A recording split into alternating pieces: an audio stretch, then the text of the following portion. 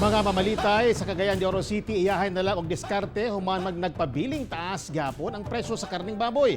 Kakulang kuno sa supply epekto sa hulga sa African swine fever ang hinungdan. Dugang detalye sa report ni Cyril Chavez.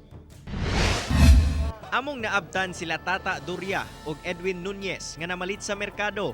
Taas na kuno ang presyo sa karning baboy karong panahona.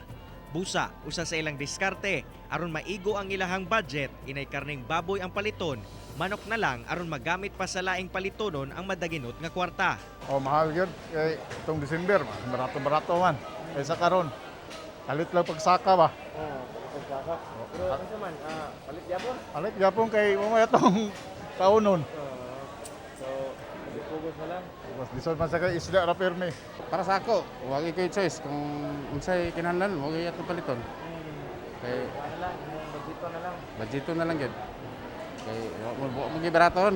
Nagpabiling taas ang presyo sa karning baboy sa merkado sa Kugon sa Cagayan de Oro City. Ang naandang 170 hangtod 190 pesos per kilo, anana karon sa 270 hangtod 290 pesos ang kilo. Ang presyo sa tiyan sa baboy ana sa 300 pesos matag kilo. Samtang ang lupay, pork chop, lean meat ug paa ana sa 290 pesos. Ang ribs, tiil ug ubang unod ug panit sa ulo ana sa 200 hangtod 220 pesos. Sigon ni Noel Gonzales, usa sa mga tindero og karne, nga nihit kuno ang supply karon, labi pa nga sagad sa mga karne nga ilahang ginabaligya nagikan na lamang sulod sa Cagayan de Oro City ug Misamis Oriental. Minusab kuno ang kita karong panahona. Mingaw gid sir kay tungod sa mahal na kayo ba. Tungod sa mante mapalit lang og tag 2 ka kilo, mapalit na lang gid og isa. Palit og 1 kilo, palit na lang ito nga ana bitaw.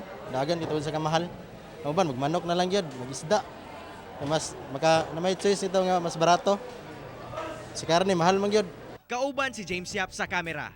Ako, si Cyril Chavez para sa One Mindanao.